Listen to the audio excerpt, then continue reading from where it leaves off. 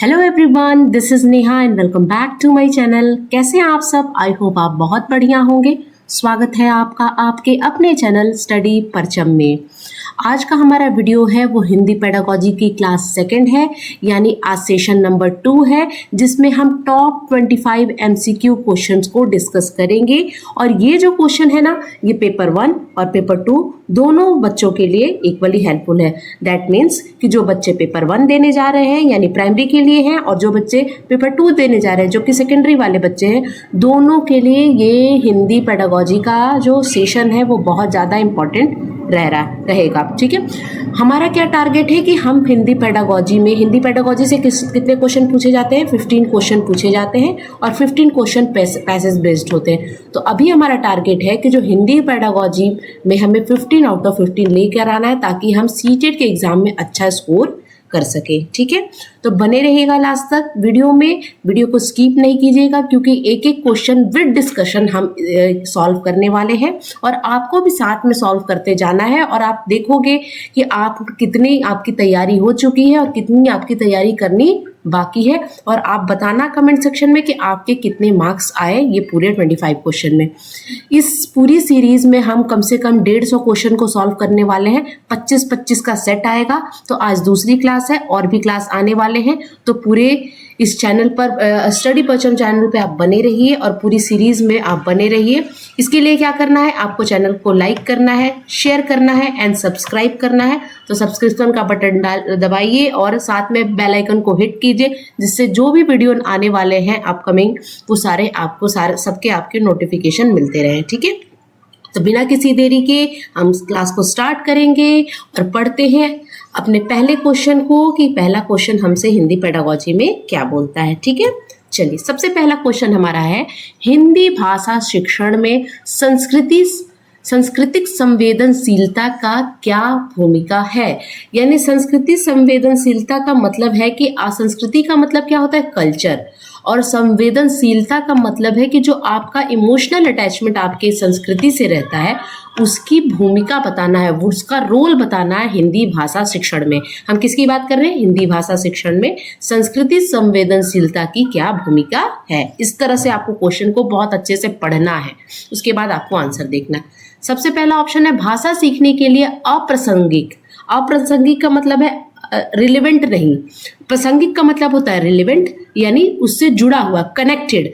अप्रासंगिक यानी उससे कोई कनेक्शन नहीं रख रहा है, यानी हिंदी सीखने के लिए कोई आपका जो कल्चर है वो आपको हेल्प नहीं करेगा। ये ऑप्शन गलत है, यानी अप्रासंगिक है, रिलेवेंट नहीं है आपकी संस्कृति भाषा सीखने में, तो ये गलत है। देखिए सबसे पहले हम क्या करते हैं, जो हमारी जो भाषा है ना, हमारी जो मदर टंग है, उसी को तो लेकर हम क्या करते हैं, स्कूल में प्रवेश करते हैं। तो हमारी भाषा जो है वो मदर टंग किससे प्रभावित होती है? हमारी संस्कृति से, हमारी कल्चर से प्रभावित होती है। तो ये कहना कि अप्रासंगिक है, रिलेवेंट नहीं है, ये गलत होगा। ठीक है, दूसरा ऑप्शन है प्रभावी शिक्षण में बाधा। देखिए कभी भी किसी की संस्कृति, किसी का कल्चर है ना, सोसाइटी किसी भी शिक्षण में बाधा नहीं बनती है। वो क्या होती है, वो और उसको बढ़िया बनाने का काम करती है ना। तो वो ये गलत है कि बाधा डाल रही है। समझ और प्रशंसा को बढ़ाता है हमारी संस्कृति और संवेदनशीलता, बिल्कुल सही ऑप्शन है ना। पॉजिटिव आंसर की ओर आपको जाना है। भाषा अधिग्रहण को भाषा अधिग्रहण में बाधा आती है। यानी भाषा अधिग्रहण क्या होता है, जो हम लोग लैंग्वेज एक्विजिशन करते हैं। लैंग्वेज एक्विजिशन किसका करते हैं? हम मदर टंग का करते हैं, अपनी मातृभाषा का। हम भाषा को अर्जन कर लेते हैं। अर्जन करने यानी बिना किसी एफर्ट के हम अपनी भाषा को सीख लेते हैं। किसके इर्द गिर्द रहने पर हम सीखते हैं? हमारी संस्कृति के चारों ओर से हम अपनी भाषा को सीखते हैं और बाद में हम लैंग्वेज लर्निंग होती है, लैंग्वेज लर्निंग हमारी स्टार्ट होती है। पहले तो हम क्या करते हैं, लैंग्वेज का एक्विजिशन करते हैं, अधिग्रहण करते हैं। ठीक है, तो ऑप्शन नंबर 3 यहाँ पे करेक्ट, सी यहाँ पे करेक्ट हो जाएगा क्वेश्चन नंबर 1 का। ठीक है, चलिए move on to next question. अगले क्वेश्चन की ओर हम बढ़ेंगे।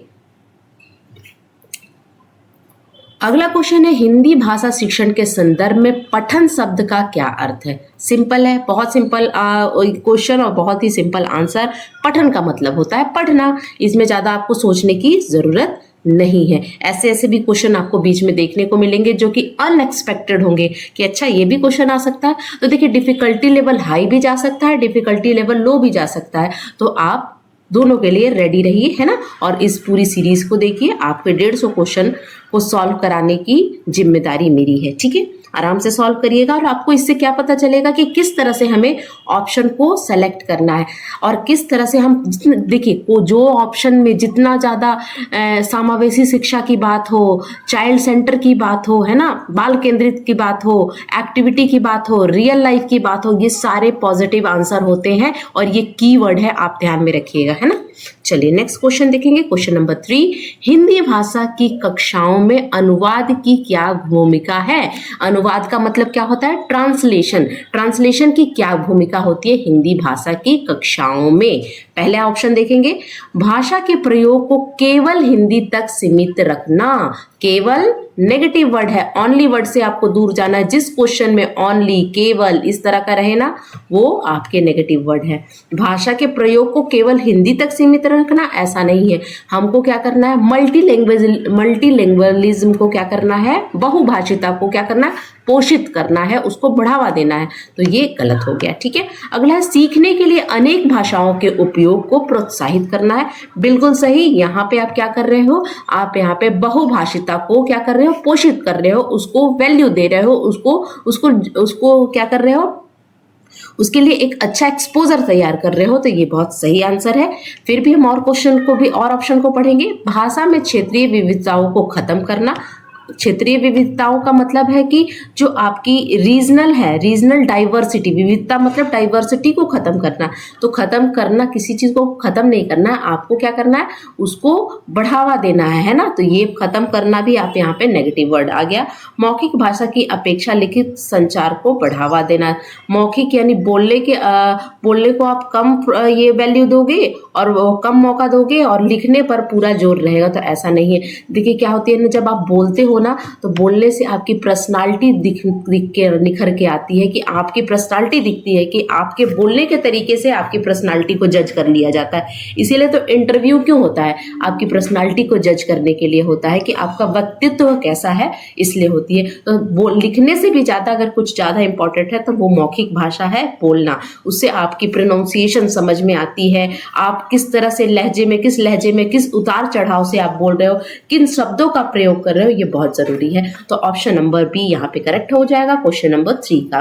Now move on to next question. अगले क्वेश्चन की ओर हम बढ़ेंगे। कौन सी शिक्षण पद्धति टीचिंग मेथड की बात हो रही है, हिंदी भाषा निर्देश में वास्तविक जीवन की स्थिति और संदर्भ के उपयोग को जोर देती है। यानी मैंने आपको पढ़ाया है मेथड ऑफ टीचिंग हिंदी में भी और इंग्लिश में भी।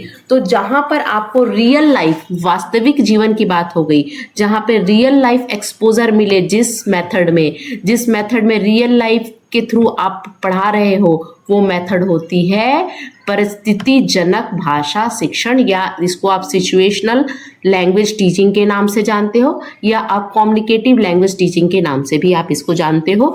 इनमें क्या होता है, आप रियल लाइफ एक्सपोजर के थ्रू बच्चों को सिखाते हो। तो आपको और कहीं नहीं जाना। अगर आपको आ जाए कि वास्तविक जीवन से जोड़ने वाला, अगर इंग्लिश में आ जाए तो आप सिचुएशनल भाषा शिक्षण बोल सकते हो, कम्युनिकेटिव लैंग्वेज टीचिंग बोल सकते हो। अगर हिंदी में आ जाए तो परिस्थितिजनक भाषा शिक्षण। ऑप्शन नंबर सी यहाँ पे कर रहा। तो प्रत्यक्ष विधि क्या होती है, जहां पे अगर आप इंग्लिश पढ़ा रहे हो तो सिर्फ इंग्लिश में ही पूरी क्लास चलेगी, आपको दूसरे लैंग्वेज को यूज करने का मौका नहीं दिया जाएगा। ग्रामर ट्रांसलेशन मेथड यानी व्याकरण अनुवाद विधि क्या होती है, जहां पर पहले इंग्लिश में पढ़ाया जाएगा, उसके बाद उसको हिंदी में अनुवाद करके समझाया जाएगा, है ना। तो ये बाइलिंगुअल चलता है, इसमें सिर्फ इंग्लिश, जिस भाषा में पढ़ा रहे हैं उसी भाषा में सब सारी चीज़ें चलेंगी। श्रवण भाषिक कौशल यानी ऑडियो विजुअल यानी श्रवण यानी सुनने वाली, यानी लिसनिंग वाली पद्धति होती है ये, ठीक है। तो यहाँ पे ऑप्शन नंबर सी यहाँ पे सही हो जाएगा। क्वेश्चन नंबर 5 की ओर हम पढ़ेंगे, ठीक है। हिंदी भाषा कक्षाओं में दृश्य सामग्री के उपयोग का प्राथमिक उद्देश्य क्या है। दृश्य सामग्री यानी जो पिक्चर हम दिखा रहे हैं ना, दृश्य सामग्री का मतलब है जो हम पिक्चर दिखा के बच्चों को पढ़ाते हैं, उसका उद्देश्य क्या है। प्राथमिक उद्देश्य का मतलब होता है प्राइमरी एम क्या है, प्राइमरी ऑब्जेक्टिव क्या है। शिक्षण के कार्यभार को कम करना, शिक्षक के कार्यभार को कम करने के लिए हम दृश्य सामग्री का यूज करेंगे। दृश्य यानी पिक्चर हम दिखाकर बच्चों को पढ़ा रहे हैं। सौंदर्य अपील को बढ़ाना, समझ और प्रतिधारणा का समर्थन करना, या पारंपरिक शिक्षण विधि का को बदलाव। तो सबसे पहले देखिए, किसी भी चीज को अगर हम देखते हैं ना, किस पिक्चर के थ्रू पढ़ाते हैं बच्चों को, तो बच्चों की जो समझ होती है और प्रतिधारणा होती है वो बढ़ती है, और इसीलिए हम इसका प्रयोग करते हैं कक्षा में। यानी ऑप्शन नंबर सी यहाँ पे सही हो जाएगा। ठीक है, अगला क्वेश्चन देखेंगे, क्वेश्चन नंबर 6। कौन सा दृष्टिकोण व्याकरण नियमों के स्पष्ट शिक्षण और हिंदी भाषा कक्षाओं में उनके अनुप्रयोग का केंद्रित है, अनुप्रयोग पर केंद्रित है। अनुप्रयोग का मतलब क्या होता है, एप्लीकेशन।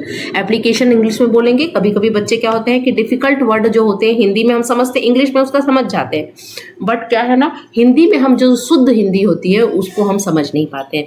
तो कौन सा दृष्टिकोण व्याकरण नियमों को स्पष्ट शिक्षण और हिंदी भाषा कक्षाओं में उनके अनुप्रयोग पर केंद्रित है, आपको बताना है। आपको दृष्टिकोण देखना है ना। तो क्या होगा, कार्य आधारित भाषा शिक्षण, संचारी भाषा शिक्षण, व्याकरण अनुवाद विधि, या परियोजना आधारित विधि। तो यहाँ पे जब हम व्याकरण नियमों को स्पष्ट करने के लिए कौन सा व्याकरण नियमों को बताते हैं और उसके थ्रू भाषा शिक्षण कराते हैं, तो वो होती है व्याकरण अनुवाद विधि, यानी ग्रामर ट्रांसलेशन मेथड का प्रयोग हम करते हैं। ठीक है, चलिए नेक्स्ट देखेंगे। हिंदी शिक्षा शास्त्र में अनुप्रयोग शब्द का क्या अर्थ है। अभी मैंने बताया अनुप्रयोग का मतलब कि अप्लाई करना, एप्लीकेशन करना। तो उसका अर्थ क्या होता है, वास्तविक जीवन स्थिति में भाषा कौशल का अनुप्रयोग। अनुप्रयोग का क्या मतलब है कि जब हम रियल लाइफ में किस तरह से हम अपनी भाषा कौशल को प्रयोग कर रहे हैं, जैसे LSRW है ना, लिसनिंग है, स्पीकिंग है, रीडिंग है, राइटिंग है, इन सब चीजों का हम किस तरह से प्रयोग करके अपनी भाषा को व्यक्त कर रहे हैं, अपनी थिंकिंग को सब दूसरे के सामने रख रहे हैं, अपनी सोच को दूसरे सामने प्रकट कर रहे हैं, वो होता है अनुप्रयोग, यानी अप्लाई करना। ऑप्शन नंबर सी यहाँ पे करेक्ट हो जाएगा। क्वेश्चन नंबर 8 देखेंगे हम। हिंदी कक्षा में सहायक भाषा शिक्षण, सहायक यानी सहायक मतलब क्या होता है, जो हेल्प करता है। भाषा शिक्षण वातावरण बनाने के लिए कौन सा कारक महत्वपूर्ण है।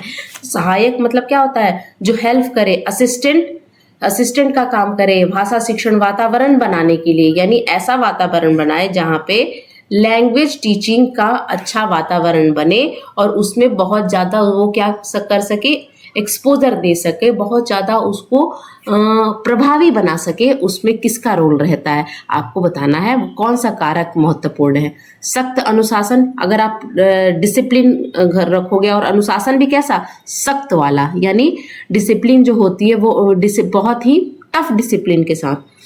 तो क्या होगा, डिसिप्लिन, जब डिसिप्लिन बहुत ज़्यादा स्ट्रिक्ट डिसिप्लिन अगर आप क्लास में रखोगे तो बच्चे कुछ नहीं सीख पाएंगे, डर से चुपचाप रह जाएंगे। उनको उनके मन में जो क्योरी रहेगी, जो क्वेश्चन रहेगा, वो नहीं पूछेंगे डर से। तो ये तो नेगेटिव है। ठीक है, सीमित छात्र संपर्क, कुछ ही छात्र के साथ आप संपर्क करेंगे तब आपके वो कारक महत्वपूर्ण होगा, नहीं, आपको सारे बच्चों को इक्वल अपॉर्चुनिटी देनी है ना। समावेशी एवं सकारात्मक कक्षा संस्कृति, बिल्कुल सही है। समावेशी शिक्षा का, समावेशी क्लासरूम का आप प्रयोग करोगे जहाँ पे सब बच्चों को मौका दिया जाएगा बोलने का, सुनने का, है ना। सारे बच्चे, चाहे वो किसी भी, चाहे वो डिसेबल है, चाहे नॉर्मल है, चाहे स्पेशल है ना, चाहे वो गर्ल है, चाहे बॉय है, सबको आपको मौका देना होगा। सकारात्मक यानी पॉजिटिव इन्वायरमेंट रहना चाहिए, पॉजिटिव कक्षा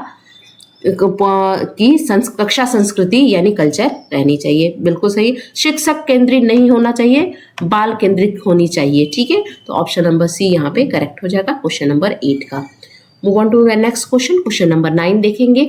हिंदी शिक्षा शास्त्र में शिक्षण सामग्री शब्द का क्या अर्थ है, यानी शिक्षण सामग्री का मतलब क्या है, teaching learning material. Teaching learning material को हम शिक्षण सामग्री कहते हैं। उस शब्द का क्या अर्थ होता है, शिक्षण पद्धति तो मेथड हो गया, पाठ्य योजना यानी लेसन प्लान, शिक्षण सामग्री और संसाधन यानी रिसोर्स होता है। टीचिंग लर्निंग मटेरियल एक तरह का रिसोर्स होता है जो कि आपके टीचिंग लर्निंग में यानी शिक्षण सामग्री में हेल्प करता है। कक्षा प्रतिबंधन तकनीकी ये भी नहीं है, यानी किस तरह से आप क्लासरूम मैनेजमेंट, प्रतिबंधन का मतलब होता है क्लासरूम मैनेजमेंट कैसे कर रहे हैं वो है, ये नहीं है, वो है ऑप्शन नंबर सी, यानी शिक्षण सामग्री एक तरह का संसाधन है। ठीक है, समझ में आया? चलिए क्वेश्चन नंबर 10 देखेंगे। बोलना कौशल में महत्वपूर्ण है। बोलना कौशल में क्या महत्वपूर्ण है, क्या ज्यादा इंपॉर्टेंट रखता है जब आप बोलते हो, जब आपकी स्पीकिंग स्किल डेवलप होती है, तो उसमें सबसे ज्यादा महत्वपूर्ण क्या है? अलंकारिक भाषा का प्रयोग। देखिए, अलंकारिक भाषा का प्रयोग जनरल आम भाषा में हम बातचीत में हम नहीं करते हैं। अलंकारिक भाषा का प्रयोग कब करते हैं? जब हम कविता पाठ करते हैं, या जो कवि होते हैं, लेखक होते हैं, वो अलंकारिक भाषा का प्रयोग करते हैं। अलंकारिक भाषा का प्रयोग का मतलब है कि आप अलंकार का भरपूर प्रयोग कर रहे हो भाषा में, है ना। अब अलंकार भी बहुत तरह के होते हैं, वो मैंने मेरा एक सेपरेट वीडियो आया है अलंकार पर, सारे हिंदी ग्रामर के टॉपिक से आप प्लेलिस्ट में जाइए, हिंदी ग्रामर नाम की एक प्लेलिस्ट बनी है, उसमें बहुत अच्छे से ग्रामर पढ़ाया हुआ है, आप जाके देखिए, आपके बेसिक ग्रामर बहुत अच्छे से क्लियर हो जाएंगे। ठीक है, मधुर वाणी, बोलना कौशल में मधुर वाणी, आप बहुत मीठा बोल रहे हो तो आपके बोलने कौशल में आएगा। संदर्भ एवं स्थिति के अनुसार अपनी बात को कह सकना या स्पष्ट एवं शुद्ध उच्चारण। देखिए, सबसे इंपॉर्टेंट होता है संदर्भ, यानी कॉन्टेक्स्ट में, और किस सिचुएशन में हैं आप, उस सिचुएशन को देख के, उस कॉन्टेक्स्ट को देख के, उस परिस्थिति को देख के आप जब अपनी बात कहते हो, वो होता है सबसे इंपॉर्टेंट बोलना कौशल के लिए। और उसके बाद आएगा आपको स्पष्ट उच्चारण, मधुर बोली। अलंकारिक का तो प्रयोग हम आम भाषा में नहीं करते हैं, ये सब बाद में आएगा। सबसे पहले तो आप क्या बोलना चाह रहे हो वो स्पष्ट होना चाहिए, है ना, वो संदर्भ में होना चाहिए, वो रिलेटेड होना चाहिए, है ना। यहाँ पे ऑप्शन नंबर सी करेक्ट हो जाएगा। ठीक है, क्वेश्चन नंबर 11 देखेंगे। भाषा शिक्षण में पाठ्य पुस्तक यानी जब आप भाषा शिक्षण कर रहे हो, यानी लैंग्वेज टीचिंग कर रहे हो, तो उसमें जो आपकी टेक्स्ट बुक होती है, पाठ्य पुस्तक क्या है? साधन है, अनावश्यक है, एकमात्र साधन है, या साध्य है? देखिए, पाठ्य पुस्तक क्या है? वन ऑफ द रिसोर्स है। वन ऑफ द रिसोर्स का मतलब होता है कि एकमात्र रिसोर्स नहीं है, एकमात्र साधन नहीं है, संसाधन नहीं है, वन ऑफ द रिसोर्स है। पहले क्या होता था, जब पहले हम टीचर सेंटर्ड एजुकेशन की बात करते थे, तो उस समय क्या होता था कि सारे बच्चे किस पर निर्भर रहते थे? बस बुक पर, पाठ्य पुस्तक पर निर्भर रहते थे। लेकिन अब क्या हो गया है? वन ऑफ द रिसोर्स है, यानी एक, जितने भी बहुत सारे संसाधनों में से एक साधन है, तो एकमात्र तो होगा नहीं, ओनली रिसोर्स होगा नहीं, साध्य भी नहीं होगा, अनावश्यक, आवश्यक तो है। आपकी पाठ्य पुस्तक, आपको हर क्लास में आपको पाठ्य पुस्तक लेनी होती है, पढ़नी होती है, उसी के अकॉर्डिंग तो आपका सिलेबस चलता है। एक साधन है, यानी वन ऑफ द रिसोर्सेस है। ऑप्शन नंबर ए यहाँ पे करेक्ट हो जाएगा। ठीक है, चलिए,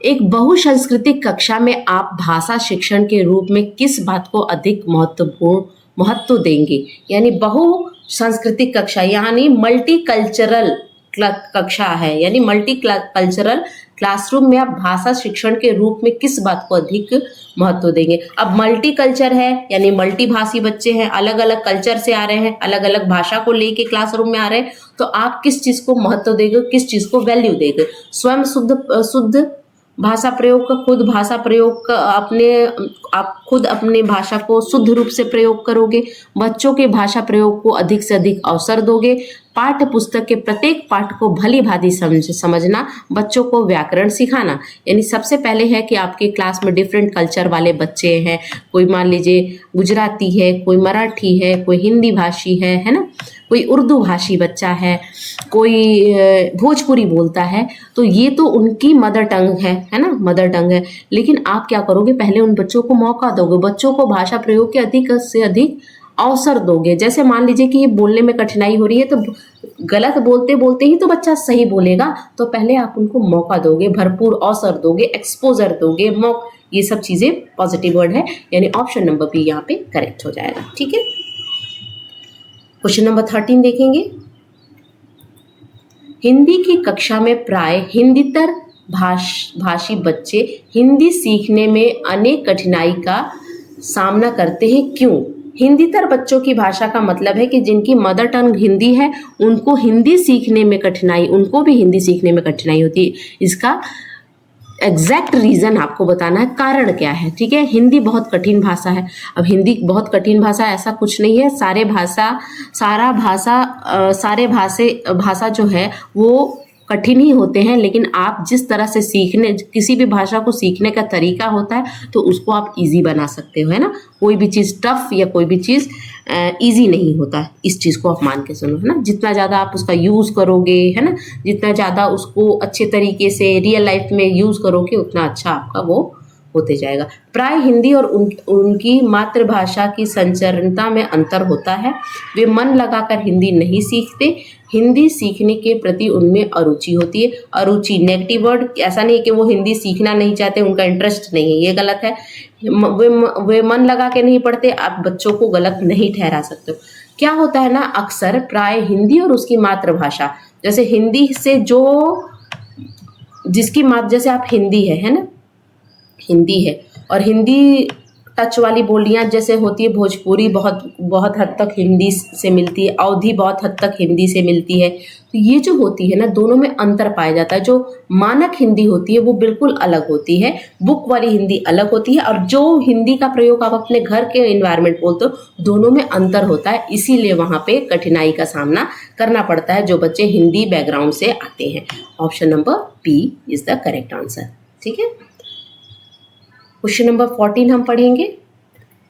इनमें से प्राथमिक स्तर पर भाषा शिक्षण का कौन सा उद्देश्य अनिवार्य नहीं है। अनिवार्य यानी जरूरी नहीं है, इंपॉर्टेंट नहीं है, नहीं पर आपको ध्यान देना है।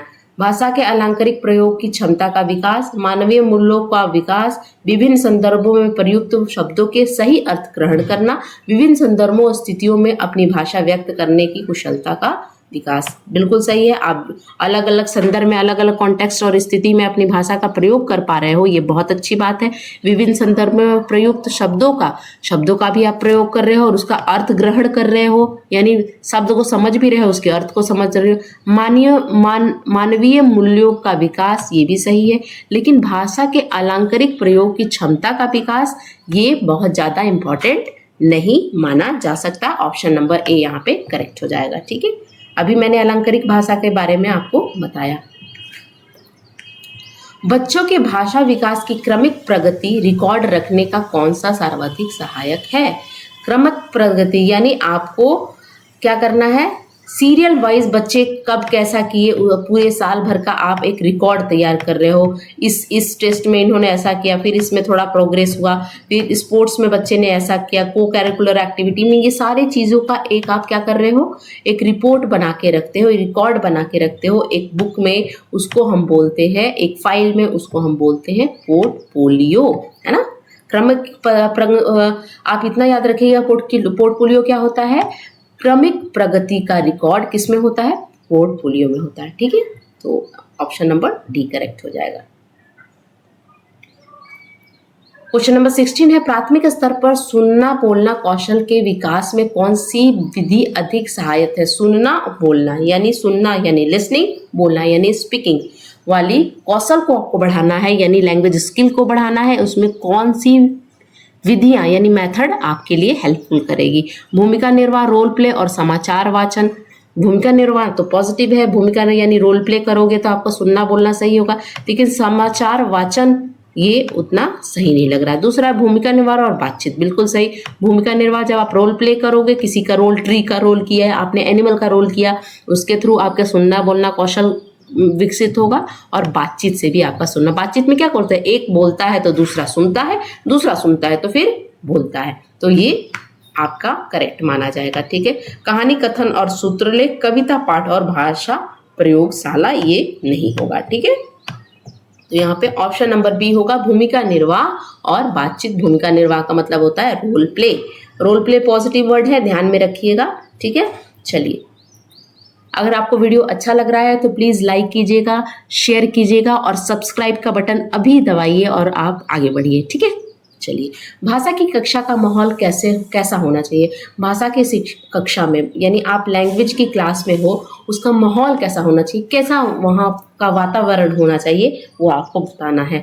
जहाँ भाषागत शुद्धता पर अत्यधिक बल दिया जाए, यानी आपको भाषा शुद्धि पर ध्यान देना है कि एकदम कठिन भाषा का, शुद्ध भाषा का प्रयोग करना है। तो यहाँ पर क्या होगा, बच्चे रिस्ट्रिक्टेड हो जाएंगे, बच्चा बोलेंगे, बच्चे बोल ही नहीं पाएंगे, बच्चों को एक्सपोजर ही नहीं मिलेगा। ठीक है। दीवारों पर सुकृतियां लिखा होना, जहाँ बच्चों को उनकी बात कहने और सुनने के अत्यधिक अवसर मिले, बिल्कुल सही है। इससे भाषा शिक्षण का जो माहौल होता है वो अच्छा माना जाएगा। जहाँ शिक्षक बोले और बच्चा ध्यान से सुने, ये पैसिव है ना, पैसिव मोड ऑफ क्लासरूम इसको माना जाएगा। ठीक है। ऑप्शन नंबर सी यहाँ पे करेक्ट हो जाएगा। क्वेश्चन नंबर 18 देखते हैं। 18 क्या बोलता है हमसे, ग्रहणात्मक कौशल में शामिल है। ग्रहणात्मक कौशल में कौन आता है, याद रखिएगा, इस याद रखने वाला है सुनना और पढ़ना। सुनना पढ़ना क्या होता है, ग्रहणात्मक कौशल होता है, जहां पर हम चीजों को ग्रहण करते हैं। सुनने में भी हम ग्रहण करते हैं, जैसे आप दूसरे के विचार को ग्रहण करते हो, और पढ़ते टाइम जब आप पढ़ते हो तो पढ़ने में मीनिंग को आप ग्रहण करते हो। जब आप कोई सेंटेंस पढ़ रहे हो तो उसकी मीनिंग को ग्रहण करते हो। ग्रहणात्मक कौशल में हम किसी भी चीज को ग्रहण करते हैं, और ऑप्शन नंबर ए यहाँ पे सुनना यानी लिसनिंग, और रीडिंग इज द ग्रहणात्मक कौशल। ठीक है।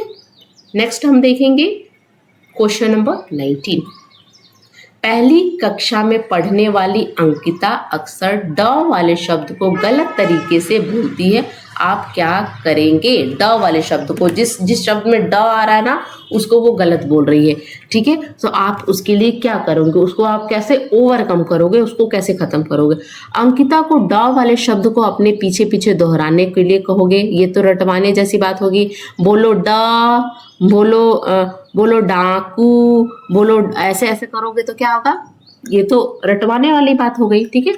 स्वयं ड वाले शब्द को सहज भाव से उसके समक्ष प्रस्तुत कर उससे धैर्य पूर्वक बोलने का अभ्यास कराएंगे, बिल्कुल सही है। यहाँ पे क्या करेगा कि पहले आप ड वाले शब्द को बोलिए और उसे बोलिए, बेटा आप ड वाले शब्द को इस तरह से बोलिएगा, आपको डरना नहीं है, आप धैर्य पूर्वक बोलिए और अभ्यास कीजिए, है ना। तो आपको पहले खुद प्रस्तुत करना पड़ेगा, खुद बोलकर समझाना पड़ेगा कि हम इस तरह से प्रोनाउंस करते हैं, उसके बाद बच्चा उस चीज को सीखेगा। उसे ड वाले शब्द की सीडी सुनने के लिए देंगे। अंकिता को ड वाले शब्द की सूची से कुछ भी नहीं होगा, सीडी सुनने से भी कुछ भी नहीं होगा। आप टीचर हो, आप बच्चे को खुद आप प्रस्तुत करो, अपने भाव, किस भाव से ड वाले शब्द को बोलते हैं, उससे बच्चा ज्यादा सीखेगा। ऑप्शन नंबर बी करेक्ट हो जाएगा। क्वेश्चन नंबर 20 देखते हैं। राहुल जब भी कक्षा में उत्तर देने के लिए राहुल को जब भी कक्षा में उत्तर देने के लिए कहा जाता है वह हकलाने लगता है, इसका क्या कारण हो सकता है। राहुल नाम का बच्चा है, जब उसको बोला जाता है कि चलो इस प्रश्न का उत्तर दो, तो वो बेचारा हकलाने लगता है। हकलाते कब है, जब हम डरते हैं, जब हम क्या करते हैं, हम सबके सामने बोलने में घबराते हैं, है ना, हमें कॉन्फिडेंस नहीं रहता है, तब हम हकलाते हैं। तो इसका क्या कारण हो सकता है, यह राहुल की आदत है। जैसे ऐसा नहीं है कि वो यहाँ पे क्या बोल रहा है, आदत रहती तो वो आम बातचीत में भी हकलाता, उसे उत्तर देने में हकलाहट हो रही है, तो ये तो गलत है। राहुल बड़े समूह के सामने अपनी बात कहने में मनोवैज्ञानिक दबाव महसूस करता है। यस, मनोवैज्ञानिक दबाव यानी साइकोलॉजिकल इफेक्ट हो रही है वहाँ पे, वो साइकोलॉजिकल दबाव यानी प्रेशर में है बच्चा, वो डरा हुआ है कि इतने लोगों के सामने कैसे मैं उत्तर दूं, है ना। तो वहाँ पे यही कारण है उस बच्चे को हकलाने का। राहुल जानबूझ के ऐसा करता है ताकि उसके जवाब देना ना पड़े, ऐसा नहीं है।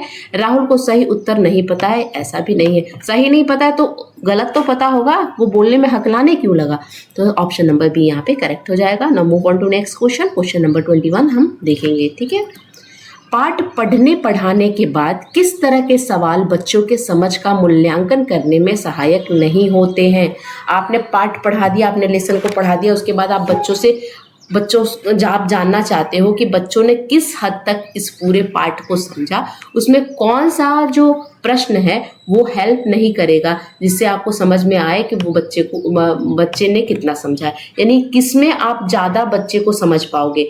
जैसे ऐसे आप पाठ से रिलेटेड आप क्यों वाले प्रश्न पूछोगे, अगर ऐसा हुआ तो क्यों हुआ, कैसे हुआ, ऐसे प्रश्न पूछोगे तो बच्चा अगर पाठ अच्छे से पढ़ा होगा तो उसका उत्तर वो दे देगा। तो ये तो सही है। हमको क्या देखना है, नहीं वाला, जिससे ज़्यादा इफेक्ट नहीं पड़ेगा। क्या शिक्षा मिली, वाक्य प्रश्न। जैसे क्या शिक्षा मिली, अब इस प्रश्न इस पाठ से आपको क्या शिक्षा मिली, तो शिक्षा तो आपको उस बच्चा बता ही देगा कि हाँ इस पाठ से हमें ये शिक्षा मिली, ये मोरल्स, इस कहानी का मोरल क्या था, ये था, वो तो सिंपल बता देगा। इसमें बच्चे को ज्यादा सोचने की जरूरत नहीं होगी। कौन सा प्रश्न ज्यादा सहायक होगा, जिसमें बच्चा ज्यादा सोचेगा, बच्चे की ज्यादा थिंकिंग लगेगी, यदि तो वाले प्रश्न। यदि ऐसा होता तो क्या होता, यदि आप सिचुएशन दे दिए बच्चे के सामने, यहाँ भी बच्चे की थिंकिंग लग रही है। पढ़े गए पाठ से जुड़े हुए अपने निजी अनुभव को व्यक्त करना, यहाँ भी बच्चे की थिंकिंग लग रही। सबसे कम थिंकिंग कहाँ लग रही है, ऑप्शन नंबर बी में।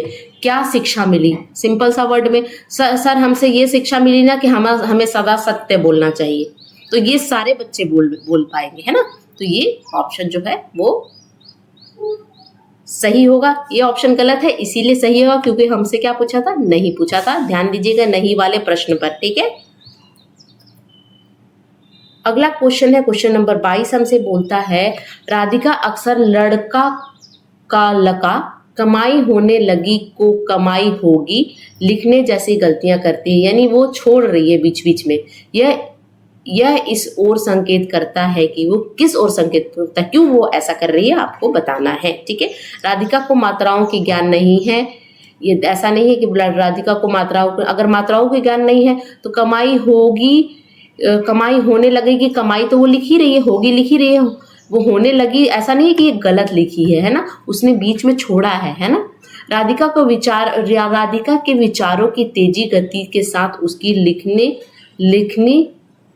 लेखन नहीं चल पा रही, यानी जैसी उसकी थिंकिंग चल रही है उसी स्पीड से उसकी जो लिखने वाली स्पीड दोनों मैच नहीं कर रही है। सिंपली ये वो सोच कुछ और रही है, लिख कुछ और रही है, लेकिन दोनों का जो स्पीड है वो मैच नहीं कर रहा है, यही कारण है कि वो छोड़ते हुए लिख रही है। बहुत परफेक्ट रीजन है ये। राधिका ध्यान से नहीं लिखती है, ये गलत है। उसके लेखन के स्तर में सुधार की आवश्यकता है, ये भी गलत है, यानी ऑप्शन नंबर बी यहाँ पे करेक्ट होगा 22 का, ठीक है।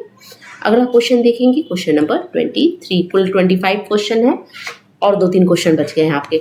लगभग 2 साल के बच्चे तार वाले भाषा यानी टेलीग्राफिक स्पीच के बारे में हमने पढ़ा है, का प्रयोग करते हैं। तार वाली भाषा यानी टेलीग्राफिक स्पीच का मतलब क्या है, टेलीग्राफिक स्पीच क्या होता है, दो शब्दों को जोड़ के जब हम दो शब्द जोड़ के हम बोलते हैं, जैसे पापा आ गए, पापा चले गए, पापा कम, पापा गो, पानी पीना है, इस तरह करके हम जब दो शब्दों को जोड़ के बोलते हैं उसको हम बोलते हैं टेलीग्राफिक स्पीच। और ये करीब करीब 1.5 से 2 साल वाले बच्चे बोलना स्टार्ट कर देते हैं, ठीक है। अगर एज ग्रुप पूछे 2 से 1.5 साल या मे बी 2.5 साल वाले बच्चे भी बोल सकते हैं, ठीक है। ऑप्शन के अकॉर्डिंग आपको टिक करना होता है, ठीक है। तो यहाँ पर हम क्या देखेंगे, संक्षिप्त वाक्यों का प्रयोग करना, मुख्य अर्थ को व्यक्त करने वाली संज्ञा, क्रिया, विशेषण आदि को 2 शब्द वाली अभिव्यक्ति, यानी बच्चा पूरा नहीं बोल पा रहा है, जैसे पापा ऑफिस से घर आ गए, बच्चा पूरा नहीं बोल पा रहा तो बच्चा क्या बोला, पापा कम, पापा आ गए। छोटे बच्चों को आप देखोगे इस तरह से व्यक्त करते हैं, तो यही होगा इसका सही आंसर, ठीक है। तार में प्रयुक्त होने वाले शब्दों का प्रयोग, अंग्रेजी शब्दों का प्रयोग, ये सब गलत है, ठीक है।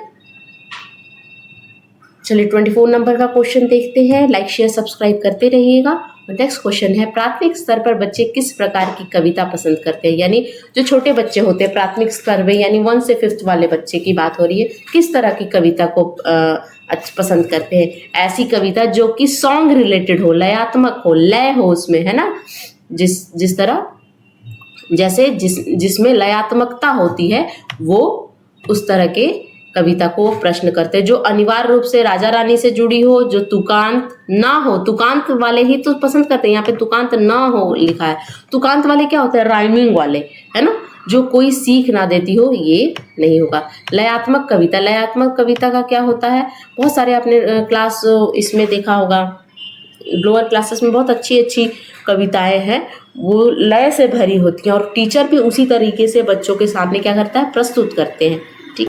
जैसे कैसे होता है, यह कदम का पेड़ अगर ना होता यमुना तीरे, मैं भी उस पे बैठ कन्हैया बनता धीरे धीरे। तो इस तरह की लयात्मक कविता को बच्चे पसंद करते हैं, ठीक है। चलिए नेक्स्ट क्वेश्चन देखेंगे, क्वेश्चन नंबर 25 है हमारा। सुहास पढ़ते समय कठिनाई का अनुभव करता है, वह डैश से ग्रसित है। सुहास नाम का बच्चा है, वो पढ़ते समय उसको कठिनाई हो रही है, वो पढ़ नहीं पा रहा है अच्छे से। पढ़ने में वो पढ़ने से रिलेटेड जो मैंने बताया है आपको कि बहुत सारे क्या होते हैं, लर्निंग डिसेबिलिटी है, मैंने पढ़ाया है आपको। तो भाषा से रिलेटेड जो भी बच्चों को कठिनाई होती है, तो वो पढ़ने से रिलेटेड वाले को हम बोलते हैं डिस्लेक्सिया। क्या बोलते हैं? डिस्लेक्सिया। और वो जो बच्चे पढ़ने में दिक्कत होती है, जो पढ़ेगा वो लिखेगा भी गलत। तो इसीलिए तो हम एग्जाम्पल देते हैं कि बच्चे ड को किस तरह लिखेंगे, इस तरह लिखेंगे, ड, ऐसे ड लिखेंगे, लिखने में दिक्कत। बी को लिखेंगे डी, वॉज को सॉ। ये कौन से बच्चे लिखते हैं? जो पढ़ेंगे गलत, वो लिखेंगे भी गलत, और वो होते हैं डिस्लेक्सिया। जैसे तारे जमीन का जो ईशान अवस्थी था, मोस्ट कॉमन एग्जाम्पल है, आपने देखा होगा। उसको क्या था? डिस्लेक्सिया की बीमारी होती है, वो उल्टा पुल्टा ऊपर नीचे लिखता था। ठीक है, तो ये थे आज के कुल 25 क्वेश्चन। आशा करती हूँ आपको एक एक क्वेश्चन समझ में आया होगा और आपको वीडियो अच्छा लगा होगा। अगर अच्छा लगा है तो प्लीज़ लाइक कीजिए, शेयर कीजिए एंड सब्सक्राइब कीजिए। मिलती हूँ आपसे नए वीडियो के साथ। तब तक के लिए thank you so much for watching. Bye.